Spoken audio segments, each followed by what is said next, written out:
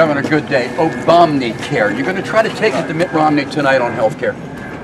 Well, as I mentioned yesterday, I got asked a question on a TV show about the differences between the federal health care plan and the one in Massachusetts, and I made the comment that President Obama is the one who said that he patterned Obamacare after what happened in Massachusetts, and so I was just making that point. You plan to make it again tonight, and what would the political point be for you to do that? During the debate, I'll certainly respond to any of the questions that come up, but the point wasn't to take a swipe at Mitt Romney. He was responding to a question about the similarities or differences between Obamacare and what happened in Massachusetts. Governor, how are the dynamics going to be different in this debate compared to South Carolina with Michelle Bachmann and Mitt Romney in the debate?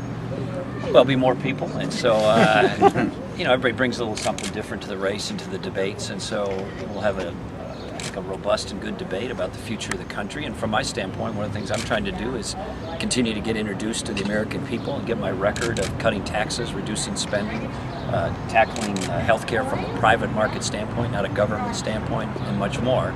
And I think that not only is a record of talking about things, but it's a record of getting things done, and that'll be one of our themes tonight. So you view this debate still as an introductory phase, or do you see it more as a chance to draw some contrast with some of these guys? I think that's still only half the Republicans of the country know who I am, so we got to continue to introduce ourselves to voters and earn their support, and that's part of what we need to do tonight.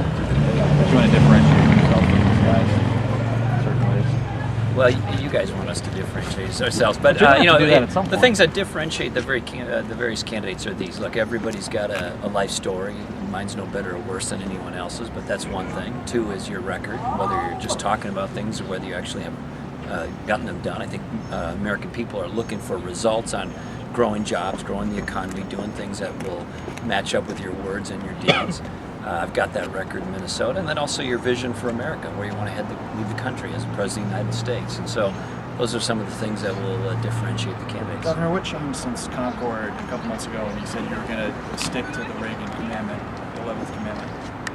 Yeah, not criticizing other Republicans. I was asked a question about the differences between the Obamacare and the Massachusetts health care plan, and I responded to the question. But it was still a criticism, a pretty direct one.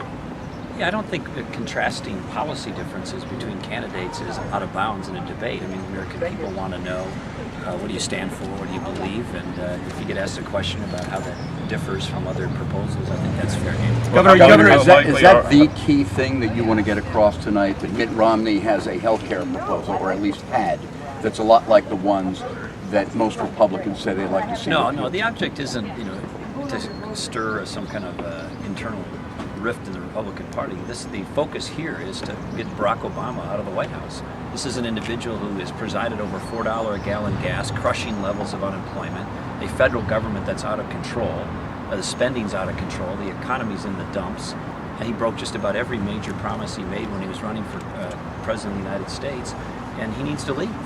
And those of us who are vying to replace him need to articulate what they've done, what their leadership abilities are, and what their vision for America is. And mine involves growing the jobs, growing private sector job growth by reducing government. And I've done that in Minnesota. But Governor, don't you believe that Mitt Romney, should he be the nominee and be saddled with his record on health care, would weaken him as a Republican challenger to President Obama?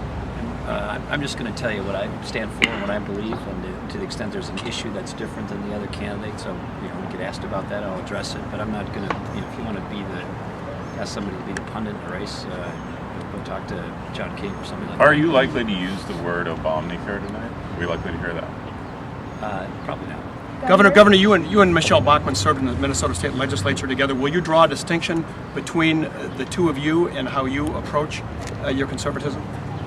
I'm going to be presenting my vision and record for America, which will focus on our record as Minnesota governor, reducing taxes, cutting spending, market-based health care reforms, public employee pension reform, growing the private economy, shrinking government.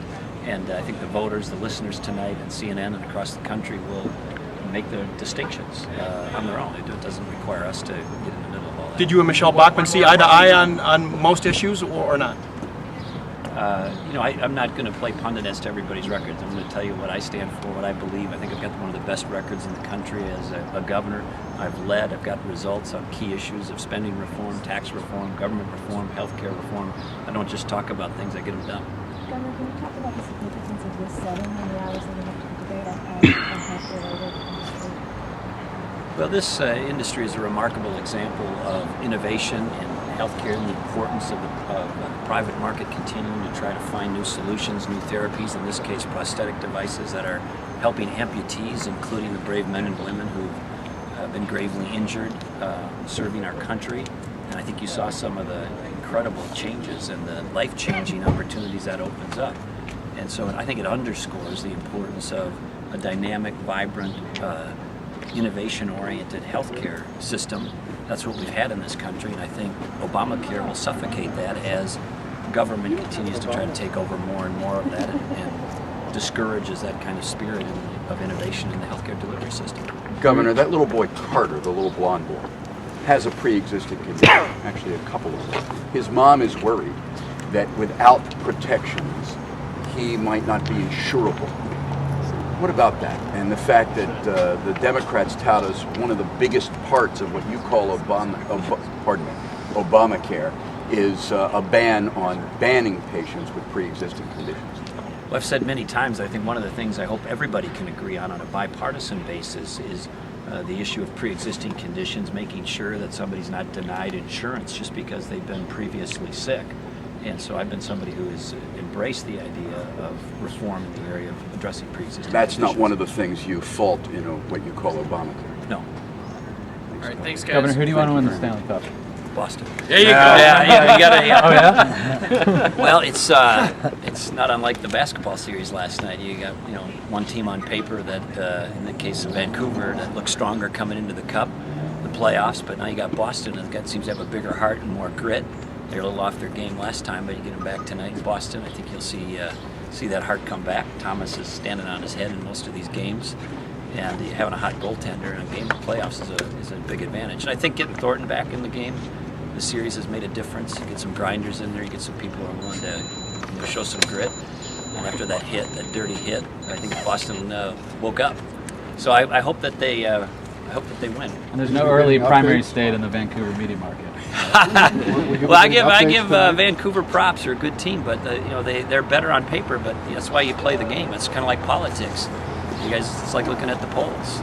That's why they got to play the game. Because heart matters, grit matters, hard work matters, and I think Vancouver's better on paper. I think Boston's got more grit, and a bigger heart. I think it'll show through tonight.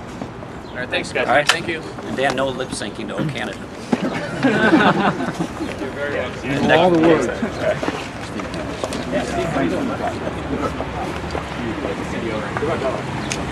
Very well. Very well.